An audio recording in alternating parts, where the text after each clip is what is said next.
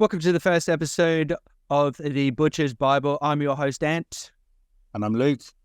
And we are two blokes spreading the good word for the meat industry, one episode at a time. We'll be going from butchers to barbecuers to chefs to your everyday Joes. Let's rip in. You. Nice. How you doing? Yeah, good, man. How are you? Yes, not too bad. A couple of technical issues, but we got it fixed. Man, your internet is shit. The fucking I know. It's like I'm living literally under a rock. Yeah, I'm going to call BT for you and be like, look, you got to sort this guy's internet out before I start slapping some people. Yeah. But like, we have a podcast that we want to start. It's quite literally the worst. Yeah, right. You're really holding us up on this end, yeah. Right, okay. We've gone off on a tangent already. So we're just going to run through on this episode, guys, that we're doing just the introductory. So if anyone has any excuses further down the line, like we don't even know who these people are, go back to episode fucking 1 and you'll hear everything about it. First off, Lukey, do you want to go? Yes. So, what about myself? Yeah, start from the beginning. Start from the beginning. A long time ago. I'm Luke, of Fake Duck Butchery. Been a butcher 15 years.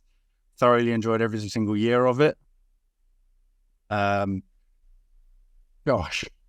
Really sort of fell into it by accident. How about yourself? Yeah, Anthony Navarro, my name is, the owner of Craft Meat Dorset. Been over 15 years as well with Luke. Originally from Australia, so did all my trade there, which is really good. Nice. Originally from Queensland, you know, home of the Maroons, Queensland Maroons, you know, greatest sporting team ever. Oh yeah. Been in the UK for 10 years, had a bit of time away from it, and just was like, you know what, I gotta start cutting meat again because I just absolutely love it. Besides when Christmas rolls around, but that's a different story, as all of us know, isn't it? It's once a year that comes around faster and faster every single. Yeah, and everyone gets dumber and dumber every year. You're just yeah. You're just like, why, man? Like, why am I being cursed with this? But then you realize it's for the fun of it, mate. Honestly, it's just such a good time. I really love it. It's a proper crack. It's a real sort of get involved. You know, I think butchery is sort of one of those things that I myself, you never really mean to get into it unless you're in a family butchers, or you know, you're in that rural sort of lifestyle. There's one thing that you go, I'll do that for a little bit, whilst I find something else, and then it just grabs you, it sticks its claws in, and it pulls you in. It really gives you a warm cuddle from time to time, doesn't it? You know, and it just keeps drawing you in. You know, I really like it. You know, and every time you do pick up the knife and you go to break down beef or lamb, you're just like, I'm going to do it better than I did last week or whatever. And, you know, there's always that continuous rollover in the whole industry, you know, and a lot of people agree with a lot of their industry as well, you know. A lot of chefs, that's why they perfect and become, you know, the Michelin stars and all this and that. True. And which is, you know, it's finding that passion and that drive. But, you know, I fell into it by accident as well. And it just... What was your situation when you first came across it? Oh, mate, I was just really shit at school, you know, like everyone else. I was just horrible. Yeah. No, I was just really shit, man. Like, you know, because I was in Australia, there was in the schooling system in Australia, it was really poor. Like where the area I was from, we didn't even have like a computer class. You know, right? You know, we had a lot of like PE, a little bit of science and this and that. You know, but nothing to keep you grounded or whatnot. So I was just dicking around, and a friend of mine goes, "Oh, I work at this butcher shop, you know, and they're looking for people to do, you know, the Saturday job." And I was like, "Yeah." And so, you know, I was doing it during the week. And then when we had the busy summer periods, there'd be 2 or 3 of us, and you'd just be running trays back and forth, stacking them, cleaning them, getting them back out, and, you know, redoing it like that. And I kind of just fell in love with that, like, whole fast-paced rhythm. How old were you at this point? I was 13, yeah. Right, wow, so young. Probably getting you in. Yeah, and then I was just doing really badly at school, and my mum was like, look, you either get a job or you buckle down and you get to it. And I was like, yeah, whatever. Yeah. And then I was like, what am I going to do? And she's like, you're working at the butcher shop, ask her for apprenticeship. I was like, that's not that shout, actually, And then so I set up with them when I was 13. And, they said it's a 4-year apprenticeship. And then I did 2.5 years there. And then they closed down. I was one of the last apprentices that was there. Like, I don't know, they were just laying people off at a time. And I was one of the last ones. Still didn't get fucking paid for the time I put in, but it is what it is. Well, I was like, I was 16 then as well. But and then I went over to another shop and then finished off my apprenticeship there, stuck around for another 5-7 years or whatever, but that was, but the first shop was like, it was quite a big farmland, and it had the slaughter process. So you got to see like right at the beginning of like the whole method of like, to the end as well. So the whole slaughter. At a young age, as in this trade, that's actually really quite informative, because you got people who are doing apprenticeships now in the late 17, 18, maybe later. You can pick up an apprenticeship at any age, really. Can't you? So and there's rarely, an abattoir visit. So that's a real sort of insight early on for you. Yeah, no, it was great. And then you had like your boning room, and you had like you had the trimming room, and then you had like your catering line, sausage room. Then you had the front of house where like everything kind of was. I love a sausage room. Yeah, you do. Carry on. So basically it had like all of it under the one, but just like in the middle of this farmland. And like it was just a massive industrial like estate kind of bit, but it was just like acres and acres of farmland in Queensland, and then eventually it just started closing down. I don't know, I can't remember. There was a lot of beers ago. And then picked up another shop. I took like a bit of time out, actually. I took like 6 months, but I was 16 then. So I had like big boy money. Like all my mates were like still at school, so it was like, I was shouting for the cases of beer and the weed and everything as well, Yeah. So I was like, I was in full-time work when my mates were still in school. Yeah. So I'd be going in to see them, and in their free periods or whatever. And they'd be like, what are you doing now? And I was like, I'm on my lunch break. I've got to go back to work in a minute, Yeah, exactly. And, but you always had to work a weekend, though, in the butchery trade. And then then the second shop I moved to, I already had that experience, but I never had the experience of putting in a window, like a window display or seeing. I was going to say retail. You must straight into retail. Yeah, so, and then going into that whole retail world, and seeing like a chicken cushion or chicken Kievs or, homemade sausage rolls and meatballs and everything. And just seeing like how that whole transition between putting this big lump of product into a smaller, finer product and then selling that product on and then just making magic out of your hands. And you just see, well, that's it. You're trying to think, endless. You see that even like the first time you see sausages being made, you're like, what is this witchcraft? Yes, exactly. Yeah. I've done some wild sausages in my time as well. Like I just feel like I can do better than that. I think like probably one of the fun and craziest sausages I've made was smoked grapes and maple, and it had like vanilla extract in it as well.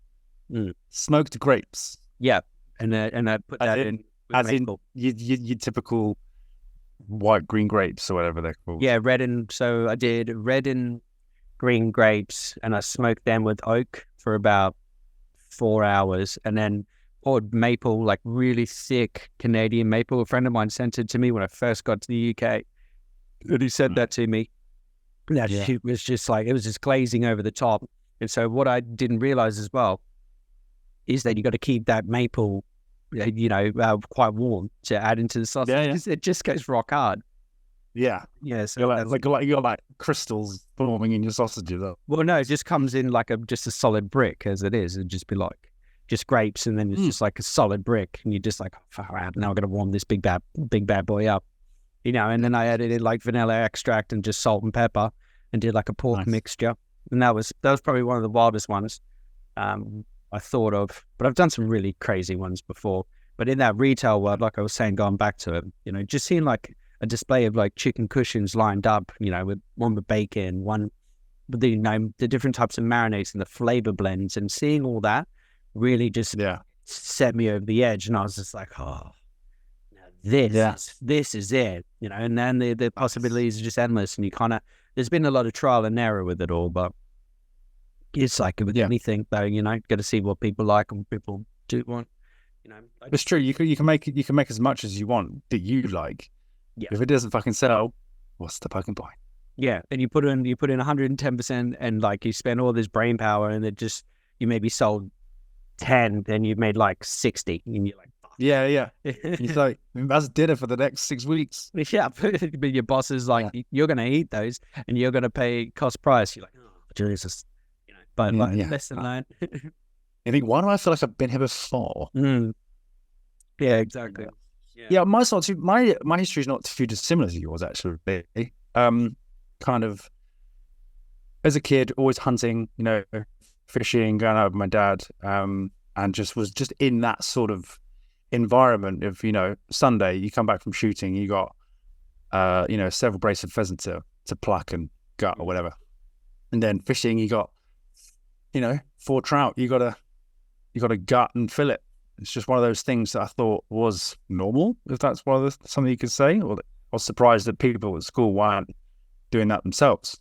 And basically, my school career ended at 16. Went and got a job because my dad was pretty much like, you know, see, the educational work, you can't just doss around. So I thought, it's not going to put food on the table, is it? Yeah, precisely. You know, and I've found the closest place that I could cycle to, realistically, and really tried to, you know, knuckle down, get a bit of money, not setting out to get butchery sort of like under my belt at all. And, you know, working 2 days a week, 3 days a week, part-time, because nobody wants a 16-year-old kid fucking around, you know, like making a mess of things. So they finally took me on officially when I was probably about 6 months deep working there. Wow, yeah. And they said, you want an apprenticeship? Didn't really know what it meant at the time, and you just got to, you know, throw caution to the wind, and you know, I was like, yeah, fine, yeah, let's do it. You know, I was at this catering butcher's for 2 years, and then moved on to a farm shop retail, really quite an upmarket one with really like high prestigious food quality and animal husbandry. Great fun.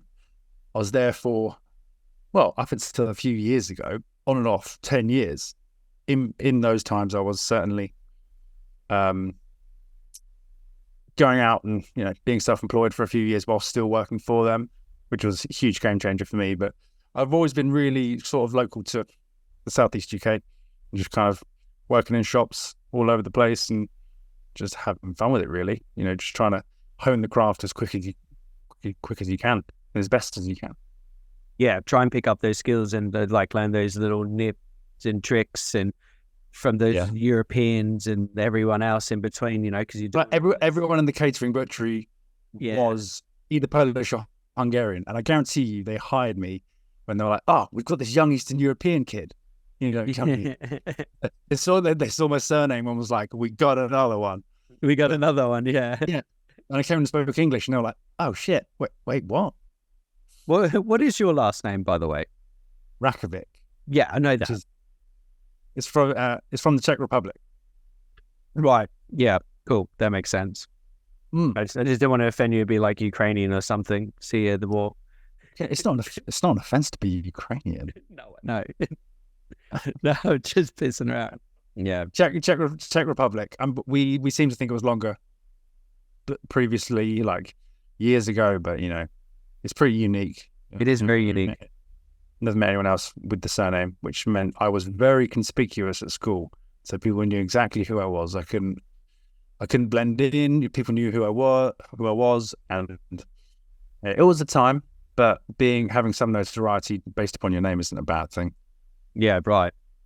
In the self-employed world, when you were doing that, what did you find that was beneficial to you in that way, like going the self-employed route? Because I know a lot of people who are probably listening are just like, you know, hats off to you, but like, a lot of people are like, oh, I'd rather take the steady paycheck, and the others are like, you got to risk it for the brisket, you know? Risk it for the, I fucking love that. Risk it for the brisket. Yeah, man. You're gonna call it that phrase. Would you risk it for the brisket? Yeah, fucking A. I think for me, it was, you know, I'm someone who gets itchy feet. I'm very sort of, you know, I get bored quickly, even if I'm enjoying a job. I know that sounds funny. Yeah. You know, I myself, I have ADHD, and things have to be fresh. You know, they've got to keep me interested. There's got to be something new or quite quite a challenge. And I saw freelancing, being self-employed, as quite a challenge. In the farm shop that I went to after my catering, there was a guy there who was freelancing at the time. I was like, what the? I've never heard of it before. And he said it's great. He can work there. He can charge a premium rate, and he can work in 2 or 3 other places charging premium rate also. Granted, you don't get the protection of a solid paycheck. They can drop you, quick, which which has happened to me in the past. But you got to save money for taxes, all that. But the thought of going out of there, almost just like being on the road, Yeah. just really, really like struck a chord with me. And I think benefits of it were just meeting new people. And, I've been out of my career of 15 years. I've been self-employed for, where are we? About four years of those. Right. Solid 4 years was self-employed. And it's just meeting new people, gaining new skills in different environments as well. I've been in some proper dive places, real grotty places where I'm like, I'm not going to come back. Yeah, right. Like that real old school, the like sawdust on the ground, and there's like that kind of stuff. Like a hole in the ceiling with snow coming through. Oh, lovely. Yeah. We don't need a refrigerator then. That's exactly what I said. And he didn't get the joke. That hole's been there since 1922, boy. Yeah, it is. That hole's older than you. So, okay, right. We should respect your elders. Come on. And I think, just really, I think it's just meeting a lot of butchers, both the good and the bad, the clean and the smelly. You just gotta take it all in and just. I'll tell you what. When you just struck then, smelly. Do you reckon those guys with the smelly ones in school? Because I've worked with some smelly bastards before. Proper honkers. Oh, God. Like, you can smell it, like, obviously, like, in the industry that we work, you can smell the elements that are around us. But when one of those guys just walk in and you're like, oh, shit, Russ. Like, you need a shower and you need, like, do you reckon they were like the stinky guys in school as well? Like, I think so. Real ripe. Yeah. It never leaves you. No. Every so often as well, I'll get like a whiff of something and I'll be like, send me down memory lane where they'll like, it would send me back to when I was thinking about that guy and I'm like, do you reckon he's dead? Yeah. You got to sit next to him at maths. You're like, oh my gosh. Oh, God. And especially I'm from a hot country as well. And that stuff is like. I bet.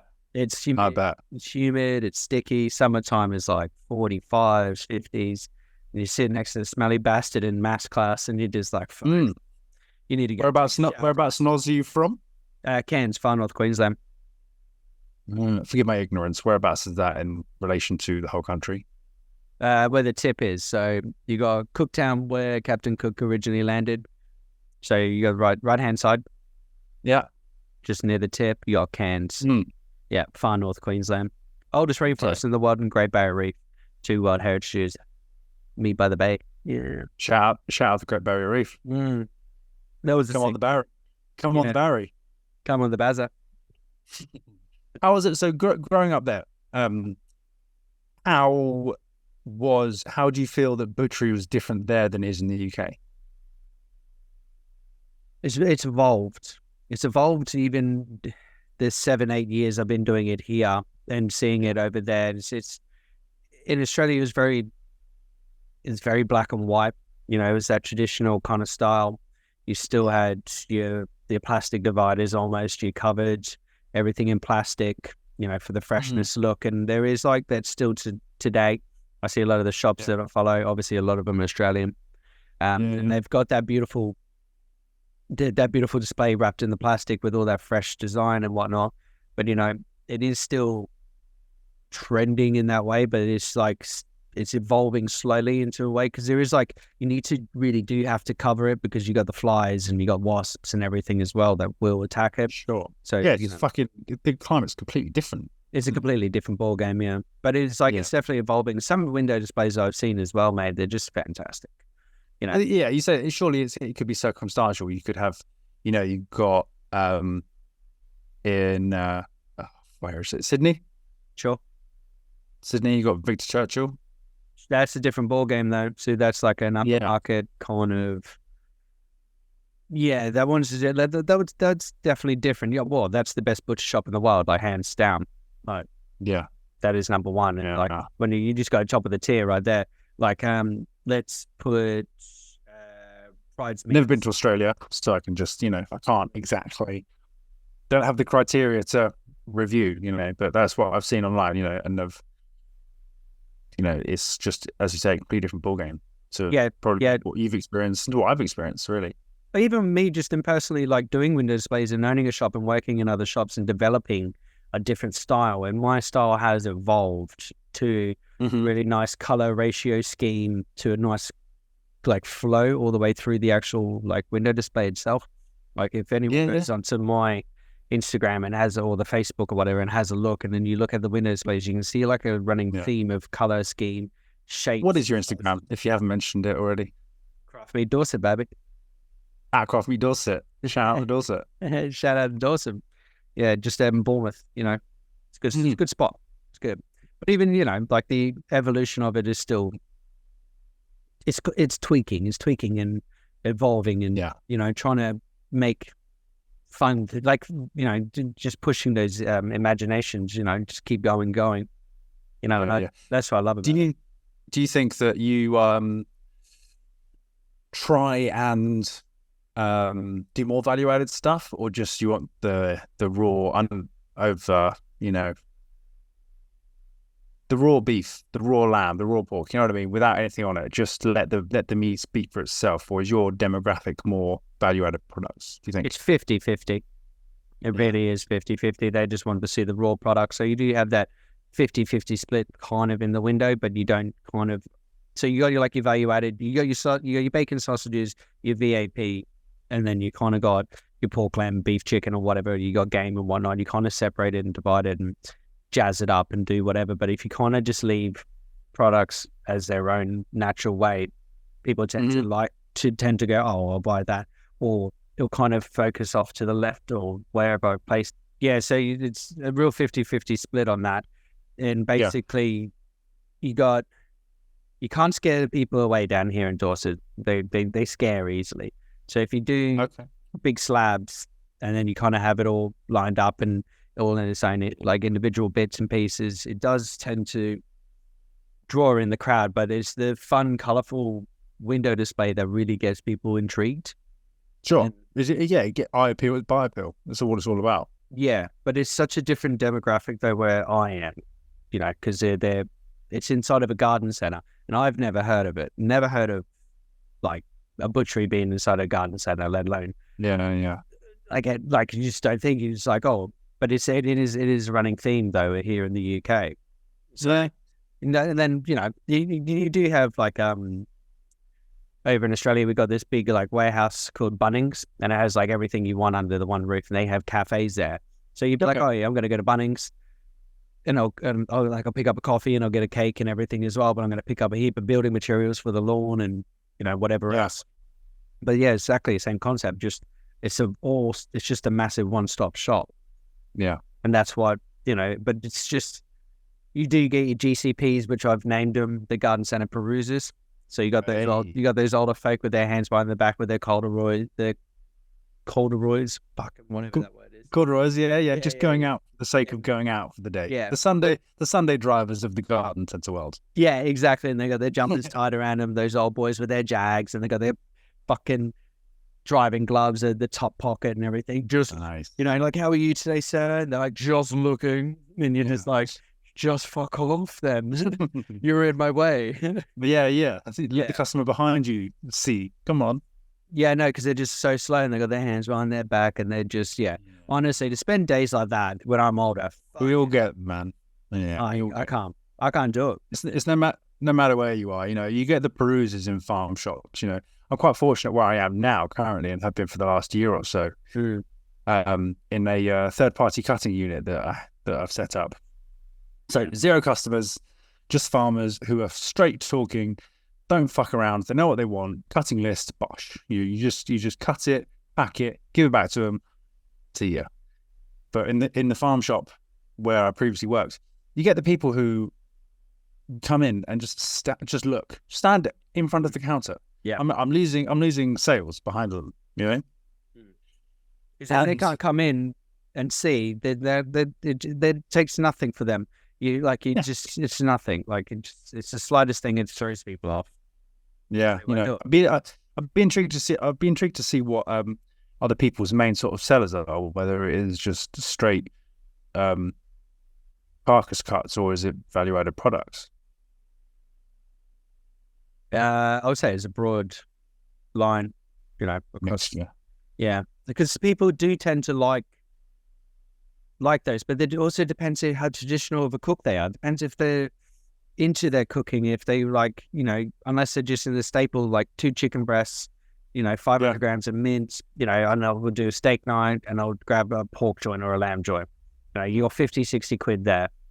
Matt, we can't give pork away. I can't. Why not? I don't know. People just don't want it at the markets that I currently do. Pork is like, it's dirty meat, apparently. People unless associate it as dirty meat. Unless it's sausages or bacon, all my nitrate free stuff. That's what we do as well. It's just people don't want it. I could have, and then I'm kind of like, happy because pork is one of the best things for me personally. Like pork belly is freaking god tier. It's top tier. Yeah. So I'm so surprised that it just doesn't sell. And we do a few value-added things, especially in the summer. A lot of people can attest, I'm sure, that kebabs, you can't make enough kebabs. No, there's never enough kebabs. Yeah. It's chaos. It's chaos summertime in the UK. It's so hot and cold though, don't you think? It can be. In terms of sales, where it can be like one day you'll have a bumper day and you'll be selling kebabs or chops or steaks off the block as you cut them. And then the next day you're like, this is the one, we've done the prep work, we've done this, we've done that. And then Doris comes in to get her half pound of mince and she's all you see for the morning. Yeah, that's it. Yeah. It does have it does really does, like in the UK, no one is, they're just they're just in this mindset, aren't they? Of like, it's summertime, it's barbecue season. Yeah, we get it. But you can barbecue all year round. Why wait for the hottest day of the year to do the hottest form of cooking? Exactly. And same with turkey. Like, it's real funny because I bring in turkey December, January, February, March, because people are on that health kick, and then I wait for them to cave because I'll start tempting them over the 6-7 weeks. I'm like, oh, look at this pork. Or, but people come in, it's like, oh, turkey in January. You're like, yeah. And they're like, it's only for Christmas. And you're like, you should probably not deprive yourself of eating turkey. You should probably eat more turkey. It's a pretty good meat. It's pretty fucking good for you. 6 weeks into the new year, is that why you put that big old post up of your ribeyes to be like, enough with the health kick? Yeah, regardless if because it's Valentine's Day, but I'm like, we need to start pushing some, bigger steak sales and everything. Yeah, some premium beef. Yeah, of course. Like people want their lean beef and their lean chicken breast with no skin. They want their turkey, and then you got like the lean pork loin cuts. No fat, nothing, no bone. Yeah. That's how it is. No flavor. Yeah, exactly. Just a bit of salt and pepper and everything as well. Like delicious. Even then, people just like, oh, pepper's too spicy for me, and you're like, that's the British way. Like people, they just can't handle this spice, and I've never known a country to be so regimented, like in this in this odd way. Like I'm saying, turkey only at Christmas time, kebab only for summertime, burgers Yeah. for summertime, lamb is only for Easter. And you're just like, you're going to make hay when the sun shines. But No, why are you depriving yourself of like those things for seasons? literally. Fucking eat it. Yeah. Eat it. If you want it, have a burger in January, bruss. Like, Yeah, yeah. have lamb at Christmas, Why? I could eat a burger I could probably eat a burger every day and not get bored of it. 100%. 100%. Oh, yeah. Love a burger. I love a Pizza. burger. That's what I said to you on Tuesday, wasn't it? You're Yeah. like, are you having pancakes? I said, I'm having pizza. That's Yeah. it's the same as a pancake, is it not? Don't blame you, bruss. Yeah, it's just got extra toppings on it. Hell yeah. They're roasted in the oven. Yeah, nice. Yeah, no, I love it.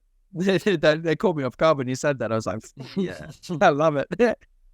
So let's say Australia. Yeah. Obviously, your summer times from freaking August to June. You've got a whole freaking year of sunshine. Is your is your barbecue season just constant? That everyone's always on the grill. No, so basically, when summer kick off here, usually like June, July. Yeah, I'd say so. Yeah, June, July. So that's winter time for us back home. So that drops into the 20s, and areas of Australia it drops down to zeros and minuses. Yeah, man. Yeah, I've always wanted to experience Christmas in Australia. On the beach, man. It's fucking bullshit hot. It's honestly bullshit hot. It's Must be such a weird culture shock, though. Most other places in the world are Christmas cold.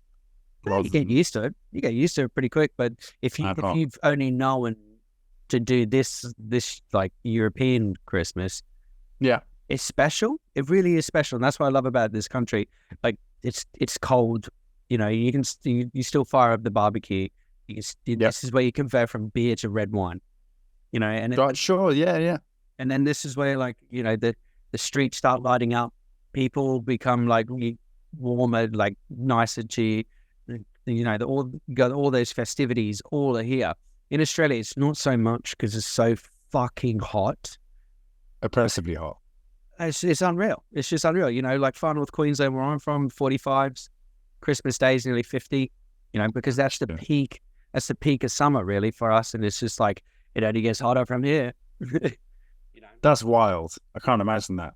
I mean, it was bad enough here last summer, the old summer of 2023. And there was a couple of weeks where that was pushing high 30s. I can't imagine what it's like 40s pushing that way. And you got 100% humidity as well. Yeah, and then to eat a full Christmas meal. Are you having a laugh? You don't really do. You do cold cuts and you do seafood, really. And then you get this giant ass ham that lasts you for fucking 2 years. And Dad eats the whole fucking thing and just passes out sick. Yeah. And you never see Christmas. You don't see him for another year. So there you go. Yeah, great. No, but that we do a lot of cold cuts, and it's quite a good seafood culture. Right. Yeah, I bet. We got all the seafood that you want. Some of the best in the world, but I would definitely say by far. It's definitely here in the UK. It's a different kind of seafood. It's cold water fish and very much North Sea stuff as well. I'm sure we can get some stuff from the channel, but or is that? Oh yeah, because you import, you export more than you import. Like you got all these fishermen, but you're exporting. Oh yeah, that's the whole thing, isn't it? Yeah, sure. That's a whole dilemma as well. You're on an island in the middle of fucking nowhere, surrounded by other islands in Europe, and you can't get decent fish. Fuck me, it's ridiculous. Yeah, wild, isn't it? And I get next to some great waters, and there's just fish and chips, mate. Yeah, where's the fish come from? Oh, it's haddock, bruss. And you're like, where's the haddock from? They're like, from a box. Yeah, we just got it sent here at 4 a.m. Yeah, I ordered it from London. The Smithfield markets. It's haddock. Yeah, it's good, bruss. Yeah. Like, right, okay. Let's get about it, Sab. I know, right? I used to. There was a farm shop that I used to work. Not a farm shop, high street butcher shop that I used to work at. And there was a fish and chip shop next door. And That's you know, dangerous. it was crazy. You know, my Thursdays and Fridays, I was just absolutely stuffing my face with chips and battered sausages. Oh, It's great time, wild times. You know, everyone was going crazy. And for £1, I could get a medium tray of chips and a battered sausage. For £1. And he was still making money. How? I was thinking, bear in mind, we're making these brilliant sausages next door in the butcher shop. And which we probably made, I don't know. Let's say they're £1 each. Yeah. Yeah. £11 a kilo, let's say. And One sausage a pound, yeah. Yeah, pretty much. And he was making money on a thing of chips, punnet of chips, and a sausage. Yay big, 4 or 5 inches long. Bigger than me. And hey. and he was still making money. I hazard a guess how much his sausages were to buy in. I'd say He bought them in frozen. Yeah. A bag of how per unit. Guess how much he was buying them in for? Which he then battered himself afterwards. Okay. I'd say 4p each. It was. Hang on. 4p a sausage. Yeah, he used to get a bag of 50. And 4p a sausage. What is in those sausages? Yeah. It's like it's all the freaking the scraped off, reconstituted bullshit that you can buy, which is just heavily chemical salted Lucas mixture. And it's blended and then bleached and then it's been pumped down and then it's just been added a little bit of bright pink seasonings. You can see it now, right? Can't you? You can smell it before it even gets battered. You can just smell that pink salt and you're like, yeah, 4p a sausage. 4p. Smash that. I'm very proud of myself. I got a client who's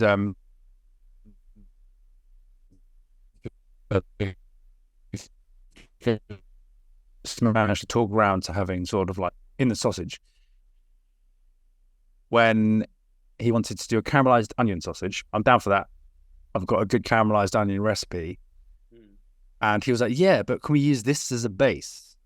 And it had 0 onion in it originally. And it was all E numbers.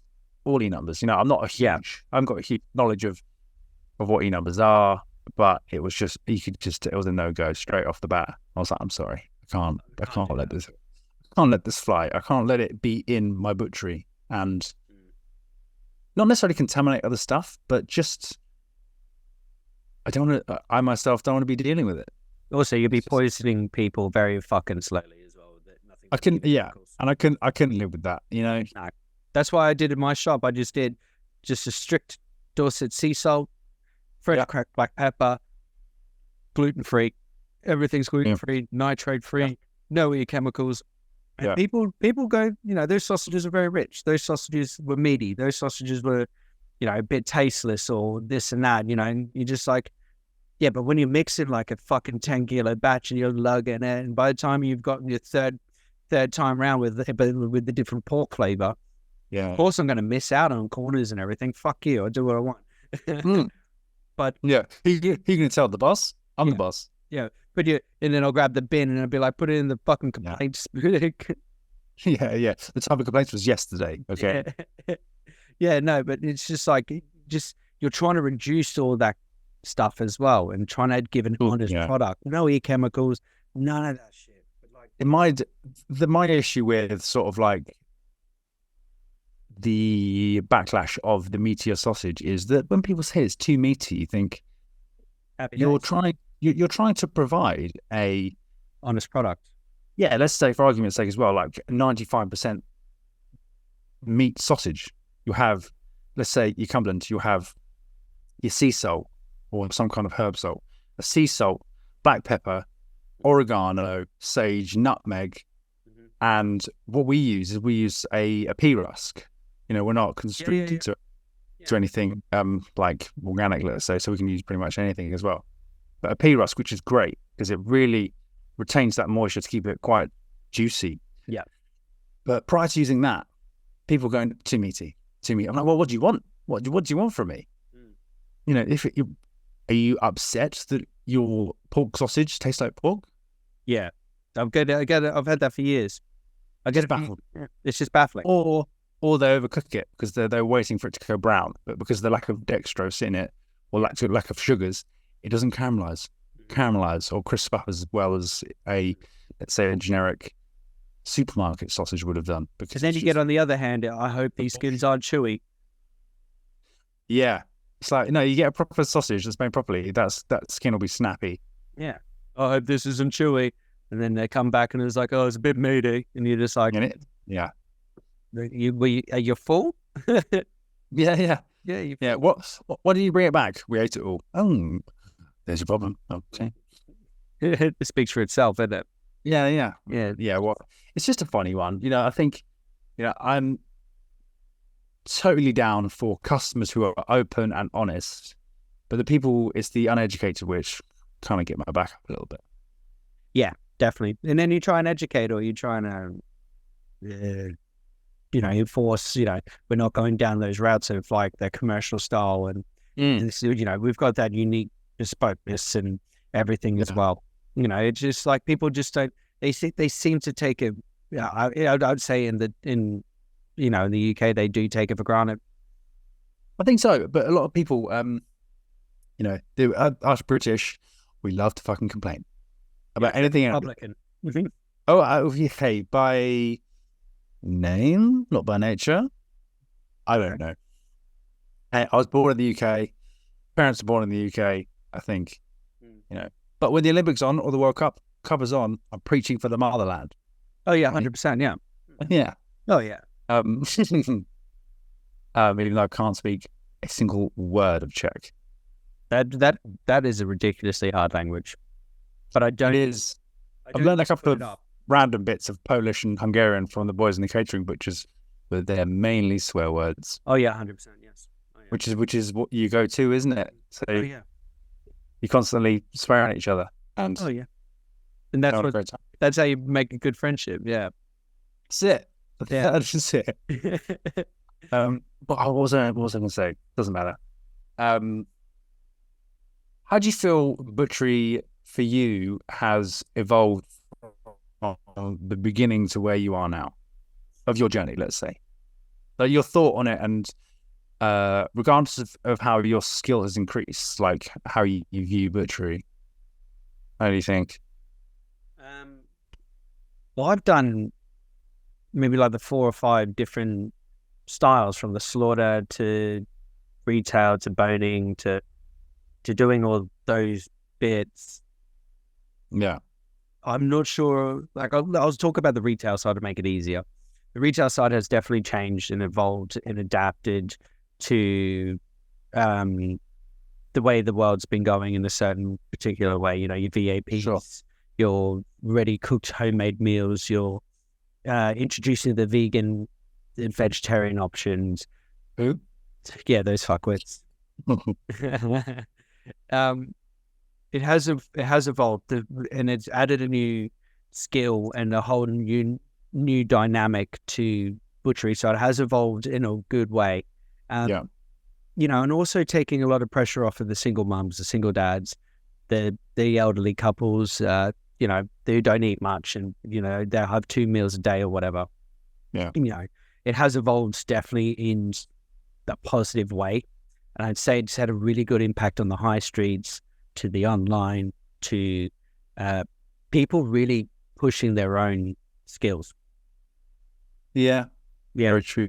Online's massive now compared to even 5 years ago, pre-pandemic sort of jam. It's just it may have increased so sharply, and it's now maybe plateaued a little bit, but it is huge. I'm getting, I'm sure you could agree if we're on the same sort of circle of online sort of things, let's say. Yeah. That you just like your sponsored ads of meat boxes is just relentless. Yeah. A lot of the time. Yeah. I find it's like quite incredible. And it's good to see a lot of value in people putting themselves out. Like I see a lot of Hicksons come up, and their meat boxes are relentless. A lot of sponsored ads and everything. And you do look at it and you're like, that is pretty decent quality, and they actually got like a like a Wagyu box as well for like 500 quid. And you're like, Wow. that's pretty good. That's like, it seems like good value for money because they got MR 8s and 9s, and like other different styles of stuff, and I see, like Johnny Frowles as well. He does the meat boxes. He does like really good. He does really good value for money as well. And so do I. But it is the way forward in getting recognition and Getting to consumer as well. getting to consumer, because you can't. That's a big thing. Yeah, it's huge because, like, the technology now is all like the most powerful device in the world is in our pocket. Yeah. And it's in our hands. It's what we look at, 17 hours a day or whatever stupid amount. The rookie numbers. Yeah, if you pump them up. I'm on Instagram so much. It's ridiculous. I've had to turn off my screen time. It's like, oh, you're down to, you're up by like 4 hours from like last week. I'm like, don't fucking tell me this. I don't need this. I don't need this negativity. It's the sort of thing where I'm even going to, the first thing I say to my girlfriend is, have you seen my new reel? Oh, yeah. And you said that was the first thing you said to me when we jumped on it. Showing you my phone through the webcam. Look at this. Yeah, I know it is because I put it on my fucking story. I watched it. Appreciate that, bro. Yeah. Nah, you deserve it. But in the terms of how it is evolving with the meat boxes, it is easier. It really makes shopping easier, but it also, in that easy sense, it also brings the negative signs as well. Because if there's something slightly off, or you've cut something wrong, or has too much gristle or something, you could do 100 good things, but it takes one bad thing for someone not to come back. Well, because the good thing is expected. That's what I feel. Yeah, currently, especially like it'd be in retail as well. Something was chewy, something was off. You could have served that customer 1,000 times, but that one time that they come in and they say, this chicken parcel, the sausage meat inside of it was sour, or something along those lines. Yeah, of course. Yeah, you won't see him for 6 weeks, or ever again. It's just a fickle thing. I think the meat box is taking the worry out of the worry and the judgment out of purchasing meat at the moment. I think it's also a hard thing as well if you're diving into. A lot of people say, "Oh, I have never really shopped at a butcher's. I don't know what to expect."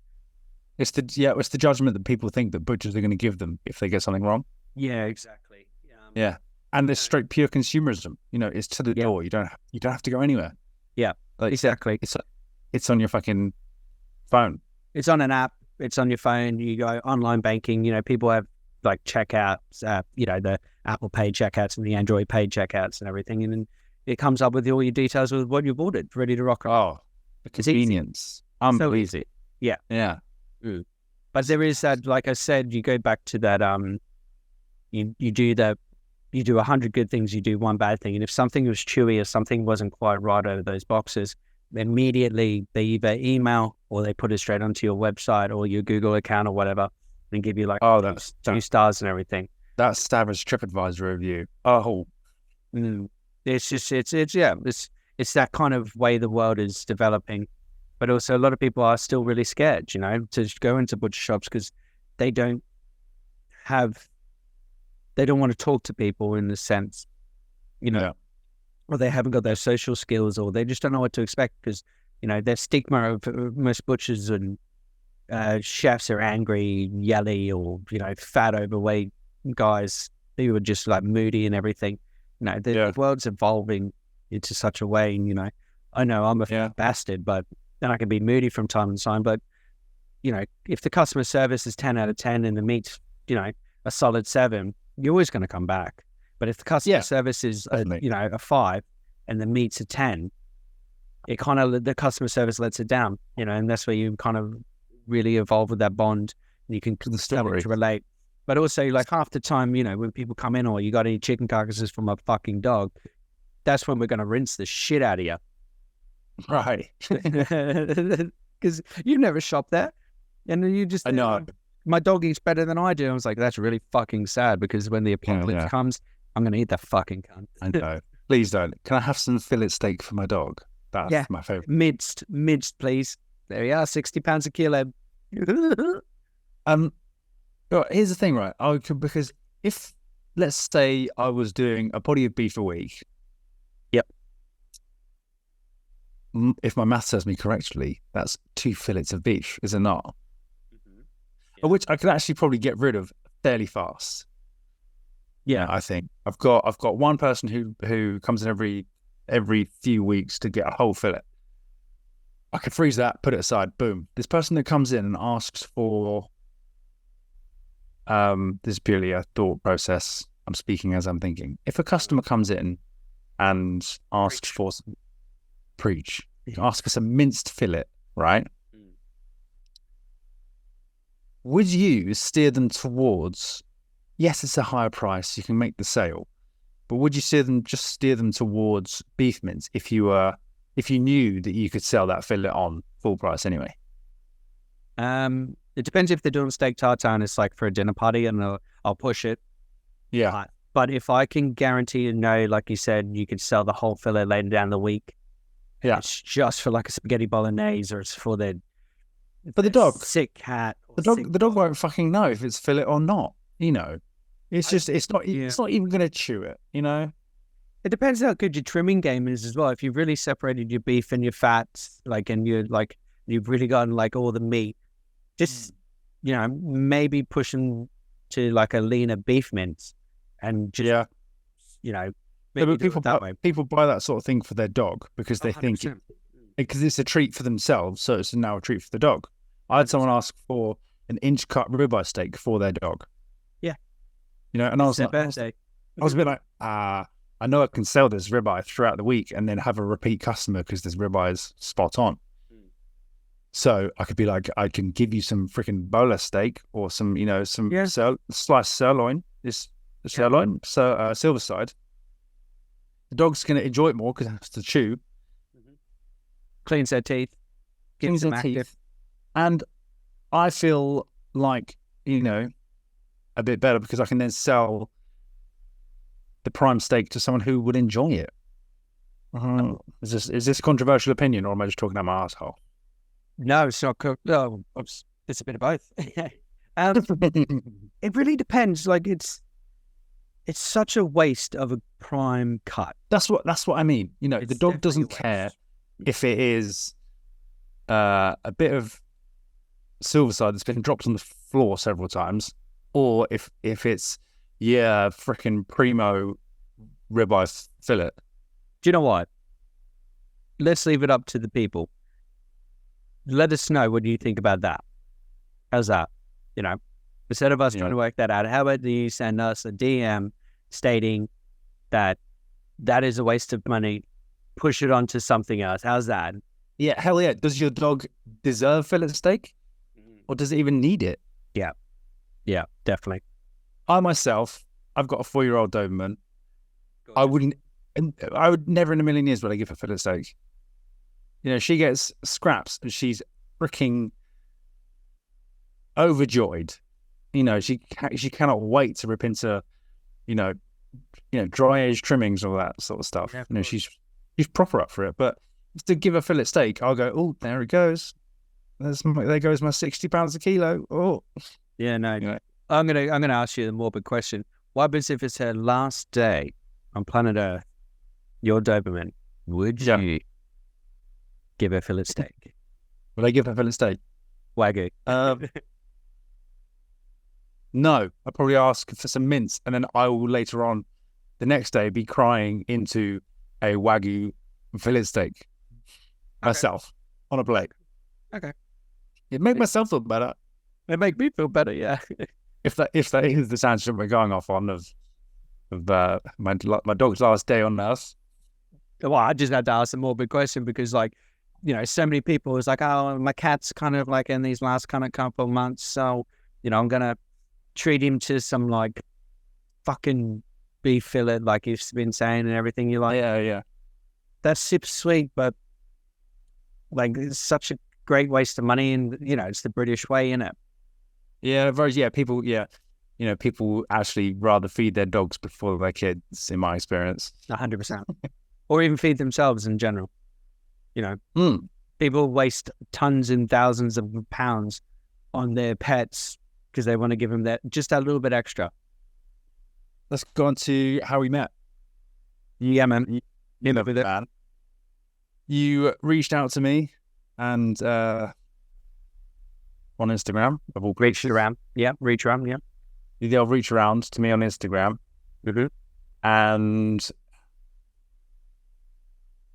started, what was it? It started as a simple comment on a picture.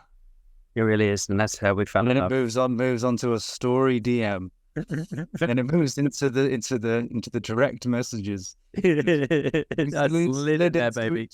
Into each other's DMs. And Yeah, it's been, man. what's it been? 3 weeks now that we've just been chatting fairly solidly, isn't it? Yeah. So we always had probably the easiest way to describe it. I've always been quite a fan of what you do, and I'm quite a good cheerleader, I'd say, on the old Instagram. Brilliant. I see you on everyone's posts, man. Fuck yeah. I mean, You are that cheerleader. guy. Yeah. You are him. I want everyone to do well. I want everyone to succeed. I want everyone to know that I love them very much. I love that. You know, and I've seen that your stuff's there, and you're quite fluent. You got this really good, like, fluent vibe about it, and it's very structured in what you do, and it's just smooth that you do. And I was just like, as soon as I found you on there, and I was just like, I need to talk to this guy. And then when I noticed that you started doing the prints, I was like, now this gives me an opportunity just to slide into those DMs. And I was like, now he's in trouble. So now you're in the firing range. And it kind of just really kicked off from there. And I think we both had the same idea. We wanted to do a podcast. Yeah. You said to me that you wanted to do a podcast for a couple of years, as have I. Me and a couple of the boys where I used to work, we used to chat so much shit. And we were like, maybe we could record this and people would like listening to it, apart from the obscene bits that butchers talk about. Yes, of course. And bad Doris and that's been in the back of my head this whole time. And much like yourself, I've been following you on Instagram for a long time. Couple of years. And it's just snowballed from there. I think it's like most people can understand of, like, you get your sort of like core people who you look towards on Instagram, you look for. Yeah. You can follow thousands of people, but you have probably like 4 or 5 ones who you hold in certain regard to be like, to be funny, to be sort of friendly, to have good work ethic, to have good sort of just like good products as well. There's several people online that I can think of, not off the top of my head, but that I can go to and think, they're going to have a product that I could replicate in my own sort of way, And it's just snowballed from there, really. And you were certainly one of those people, just because of your vibe, bro. You got good vibes. I do. I try. I do try. I don't think there is the core 7. I would say there is the core 7, but there is like, if I'll wake up every morning, and this is like not bragging or anything, but if it's been a solid first thing you check is Instagram.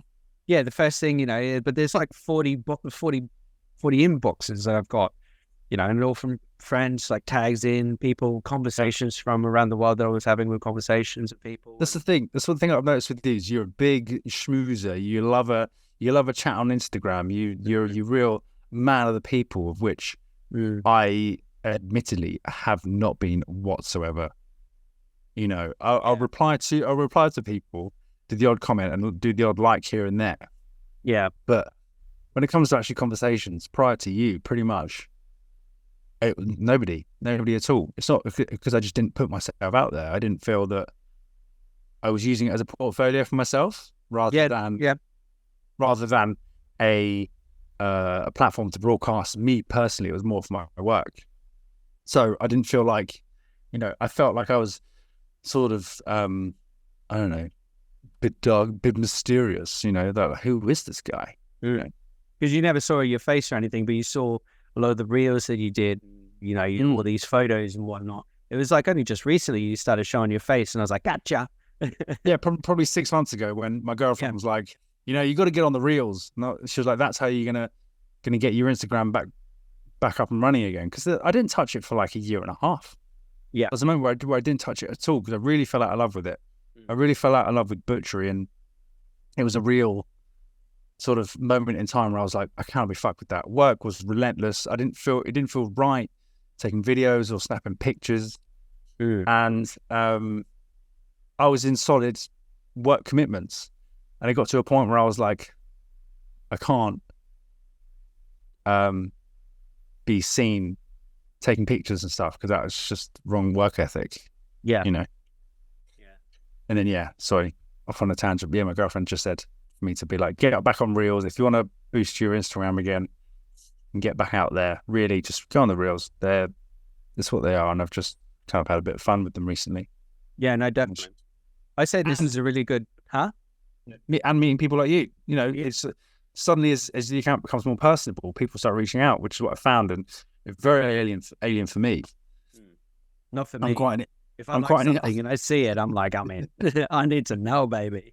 I'm quite an insular person and quite self-conscious. So, you know, yeah, of course, putting myself out there was a huge sort of milestone. And now, you know, jumping into this freaking Butcher's Bible podcast, it's a whole sort of like, you know, sink or swim sort of thing for me. But you know, I think it's the preconception of what I think it's going to be is nothing like the real deal. Yeah, definitely. Yeah. I'd say that's a really good segue for anyone as well. You know, if they want to see or reach out or talk to us, or, you know, I would say 92% of the people who we follow and talk to daily. Pretty specific. I would say so. Yeah. The other 8 done the math. Yeah, definitely. Yeah, there's the other 8 that follow but just want to tread lightly in the shadows. Yeah. I did that for years. And now you haven't. I'm dragged in the sunlight, and now we're bathing in it. That's it. But it goes to everyone as well. You know, if you're listening, you're having a bad day, you want to reach out or whatever. You know, we're very friendly people, and I can guarantee that you always get a good response. You know. Yeah. You know, I want to say as well that I actually really appreciate the reaction to this already. You know, it was only like, this has been a work in progress for a while now, and it's when we finally dropped the Instagram, that was the real sort of, this is it. This is a thing. There's no turning back now. Yeah. You were texting me being like, "There's no turning back now, motherfucker." Yeah, of course. Yeah. You know, you knowing somewhat of my self-conscious history, you're like, you can't turn back now. This is it. We're locked in. You know, our names are on the board. You know, they're above the door. Yeah, and exactly. Yeah, all the comments and all the people who have, you know, personally messaged myself and the page as well at Butcher's Bible Podcast on Instagram. It's a real humbling experience to have people be like, I can't wait for this. You know, who would have thought, you know, us two collaborating, combining together. Yeah, of course. Yeah, you know, it's just no one would have ever seen it because, you know, no one would have. But on the other hand, it is me as well, and then like it just pops out of nowhere, and everyone just goes, "Oh, well, we'll find this out. It's gonna be good." But the response is in. Anthony Caparo, man out of the people. Yeah, vote for president. Yeah. But the response so far has been incredible. It really has. You know, everyone's been very supportive, and they're listening to this. Go on, fucking A, boys, we got you, and we're going to continue to listen. Yeah, and I'm like the community in the butchery world, the chef world, and just everyone else as well. You can always chat. I feel like it's a very sort of, you know, I'm sure this can be said in many trades, you know, an unspoken part of the food chain. You know, it's an expected part as well. You know, from the slaughterman to the chefs. You know, there's a real sort of behind the scenes vibe of it of this sort of world. Yeah, you know, and I think what we're trying to do here is have fun, have casual chats, but also just to explore alternative opinions and views of the industry, really. You know, of the culinary industry, and just have fun with it. You know, piss a few people off. You know, there's there's fun in that. You know, Yeah, exactly. You know, where's the harm in that? yeah, exactly. If you're not pissing someone off, you're not living, right? Right, correct. You know, Yeah. back when I was first starting out in butchery, the hazing I got was Oh, yeah. absolutely unreal. This was only like 10, 15 years ago. The hazing I got was just ridiculous, being tipped upside down in bone bins when I was cleaning them out. That old school stuff. Yeah, in the summer when there's literally swimming with maggots. But Oh, yeah. oh, gosh, it's ingrained in my memory. It's just there, you know. And my apprentice now, I say apprentice, sorry, Dan. He's been fully qualified for a while, but the guy whom I work with, who used to be my apprentice, he hasn't got any of that. It's because the times have changed. Yeah, they're getting softer. Everyone's just getting softer and softer, it feels. And the world is just, it's just not how it used to be 15 years ago. Yeah, I used to be like, have freaking rotten pig structures shoved in my face Yeah. and all that sort of stuff. Take a lick. Yeah. One of the boys, the catering butcher's be like, look at you. This is going to be an extremely derogatory sort of Eastern European accent right now. Oh, here we go. You want to be butcher? And I was like, I don't know, it's like just turned 16 going, yeah, sure, I'll be a butcher. He was like, smell this for me. And he's like, to this day, I haven't seen anything quite as green. This pig's trotter was literally luminous. It would glow in the dark, I think. And he was like, smell this to me. And he put it under my nose on what was my moustache at the time, some kind of bum fluff there. Bum fluff. Yeah. And I was literally just, I gagged from the back of my eyeballs. It was that bad. It was, but it's all that collagen and all the bone rot. And then hair as well. It's that sour smell that just gets you right in the back of the throat. Bet you a fair few of the boys and girls are sitting there gagging, going, "What? we know that. We know that one." Oof. Yeah, tell us your horror stories. Send us some stories in, so we can read that. We'll read them out. You know, tell us if you were of a time where you got hazed, you got abused as an apprentice. Yeah, please let us know. You know, at the moment, send it in on the Instagram at Butcher's Bible Podcast. But yeah, and all trades. It doesn't matter if butchery or whatnot. Just send it in on all trades. You need to hear about all of the ones, the good hazings and those ones. That's really good. 100%. Oof, God, I'm not going to sleep tonight. You know that. Yeah, no, you're on your own, mate. I'm going to sleep sound as a pound, Russ.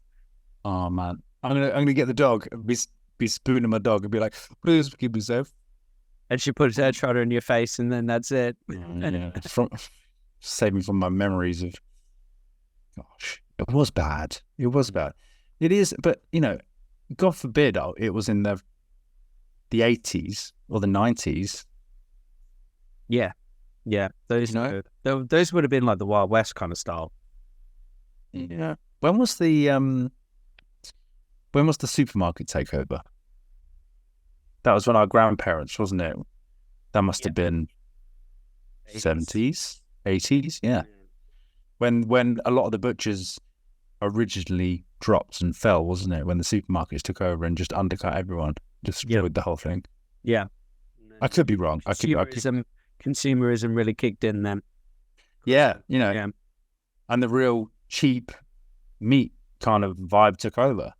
But that's the thing, you know, people are conditioned more than ever. You know, supermarkets, you know, don't break the supermarkets, but I'll support local. That doesn't make any sense. You know? Yeah, and in the last few years, they've really, butcher shops have really got a flock. They have, and they're closing freaking 10 to the dozen. Yes, definitely. But the ones that are established are still there, which I love. You know, the real hardcore butcher shops that will not give up is really sort of like something to be proud about, I reckon. Yeah, you got to have that stubbornness about you to just push on, you know. Yeah, and rain, hail or shine, you make ends meet, you really go for it, because it's not just, and you can say it across all trades as well. It's a lifestyle. Mm-hmm. It's a way of living. It's a way that you love to make money, put food on your family's table, clothe your kids, get them through school. It's a way of life, and you will do everything in your power to just crack on and get it. That's it. There's a reason why you do it for so long, surely. Exactly. And, you know, so many people will never fault you for being the hardest worker in the room. You know, Yeah. a lot of people, you know, you will miss bits and pieces, like, you know, dance recitals and football games and everything. But it's for the good, you know, it's for the good. And your wife will understand, or your husband or your partner or whatever. They always understand because you know what you're doing, you know. Yeah. But it is a shame that we are closing by the dozen. The rates are killing it, you know. There's fucking pork's gone up for some reason. Oh, yeah, especially recently. The rates, what are we? We're today of day of recording, 15th of Feb. We're Thursday, y'all. Thursday, 2024. I'm still not used to saying that as well. Yeah, it's weird, isn't it? 20. Yeah. Where are the flying cars, Ant? I don't know. We're gonna have to crack on to Elon Musk, man. This is ridiculous. I'm sick of fucking driving around on all four like a caveman. Sick of running around everywhere. Yeah, right. Fucking sick of this shit. And yeah, 15th of Feb, 2024. The electricity rates are extortionate. You see on Facebook, you see on Instagram, people being like, "This will be our last week trading" at the drop of a hat. Yeah, because they literally cannot afford the utility bills. It's wild. And you can't exactly turn off your fridges, like if you got a fridge full of meat. Like you can't exactly just turn that stuff off. Yeah, it just doesn't work. It doesn't. It's not that simple, is it? No. You know. No.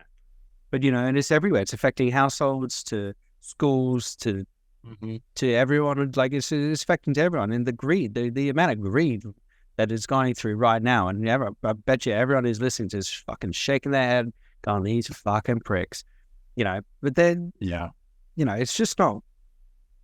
It's just not necessary. You know, you're killing the high street more than ever. You're dividing people. You're really putting a wedge into society again. Yeah. How has it been for you in terms of well, to put it bluntly, keeping your head above the water, really trying, because you obviously got to make ends meet and get to a certain quota to make rent, so to speak. Well, still in our 2-year kind of phase, so still getting established. But you know, I've really stuck my neck out for catering. I've really stuck my neck out, but I haven't, just to get those extra funds in. Yeah, but I haven't folded and made it, like I haven't folded on the quality. I haven't folded for like the cheap pubs and whatever else. I've kind of really kept it up on the upper market kind of style, and people who I know that will pay on time, you know, and everything else. But you know, because I only use the small farms, my farm is quite good. He's, you know, like, "Oh fuck, you know, can I pay you X amount and then kind of pick up the rest next week, and or like kind of give me 2 weeks more on that, or give me 3 weeks more." You know, and my farm is quite good in that aspect because I don't really have like a wholesale. Yeah, you've been loyal to them, and they're being loyal to you. Yeah. Oh, I've been a very open book. Since day one, and just going, look, you know, which is very commendable. You know, in this trade as well. You know, and it doesn't help because the garden center, those guys have increased the rent as well, and I've just been, I have had to scale back and like on, you know, other products, like bringing in the hams and the salamis and some of the really nice exotic cheeses and everything that I like to have people, you know, buy. So I've scaled back on those things and not brought in as much like of the free range chicken, just kind of scaled back on that, you know. And just like just going, all right, just cutting everything out and seeing this how this works, and like trying to make those ends meet. But you know, it's tough times for everyone, you know. But it's hard to, you know, try and have conversations with people who are literally like, "Man, my electricity bill is like $3,000 for the quarter or whatever," and that's like a normal household or something. And you're like, "Fuck, man, you got everything plugged in then." Yeah. As a family, we leave everything on standby. Yeah, 100%. You know, nothing's turned off. We got all the lights on in the house and the hallway and everything. Yeah, I prefer the light that the TV gives off as well as the room light, you know. Yeah, they did. Yeah, You know, my night lights plugged in as well. makes the neighbors think we've got friends over every single evening, you know, just when we're Yeah, of course. to the detriment of your pocket. Yeah, of course. No, but it's being a business owner, and at these times, something's got to give. Yeah. You know, I think all the money was wasted on COVID and the furlough and yeah. As much as I don't like to say the C word, but fuck me. I know. What a ball ache that was. We'll get on to that. Tell you what, if you give us a few episodes, we can get onto COVID and the trade, and we can get people talking about it and, you know, how it was for you, because it was a fucking mental time, man. That almost deserves, I won't say an episode, but half an episode of itself at least, you know, because no one's talking about it, you know, but if you People actually if you get into it and talk to a butcher or someone in the hospitality industry, they will not stop talking for half an hour just to get it off their chest. Everyone's repressed it so much. So I think we'll leave it there. It was a shit time. But we'll circle back and we'll revisit it. You know, it's a real time, and I think we deserve the expression of, you know, of our own feelings in the food industry, because it was all in the UK, a clap for the key workers and all that jazz. But help out to eat out fucking bullshit. Don't, and we'll save it because it really gets me. We'll mark it down. I'll get my pen out. I'll write it down right now. Do that. Now. Yeah, do that. Yeah, it really gets my back up, because it's just, you know, it was a real fucking shit time. And, you know, I've got some real opinionated views on that fucking 100%. Bullshit. I can't wait for that. That's going to be some big C. Because you don't want to get. Yeah, we don't want to get flagged for saying like the C word on that. Yeah, I know. Yeah. You know how they love to censor. Love it. I love it. God. Yeah. All right, man. Well, what I'm gonna say now is, for you, how do you view yourself, and what do you think it is to be a butcher? Just to round off this first official episode of the Butcher's Battle. And then I'll say. Yeah, you go first. How about you go first? I'm prepared. I was going to go off what you were going to say. Fuck off, were you? I was doing that as well. Kind of. Nah, okay, right. Joking. I think for as a butcher, for me, it's more than just, you know, meat slinging and stuff. It's providing a service of what people, or let's say more namely farmers, they fucking put the effort in night and day, you know, without fail. And from working on site on the farm to buying in high quality produce, you know, I feel that as a butcher, you are somewhat of a middleman. You're a gatekeeper of promoting and producing the best quality that you can, to respect the animal itself, also to respect the farmer who's put the time in. You are the person who champions the best produce you can get, and, you know,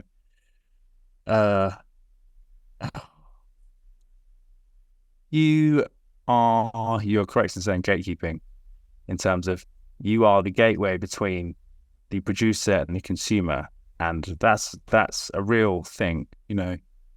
You really want to showcase the meat in all its glory, because, you know, that animal was majority of the time reared with love and passion. As a butcher, for me, I think it is a passion to create a real top quality product that a customer would enjoy, you know, and it's good for them. That's the main thing. Incredible. You know, and to be a butcher, you want to just fucking have fun with it, man.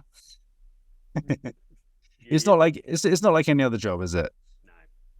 You know, right. You hit the nail on the head with that. Similarly, to be a chef, you want to you want to crack on with the best projects you can, and just rip out the best products you can, and watch them fly and watch people enjoy it. You know, there's nothing, not much can beat a customer coming in and going, that thing that you personally made with your hands was delicious. It's a good feeling. You know, yeah, it's a great feeling. You know, Yeah.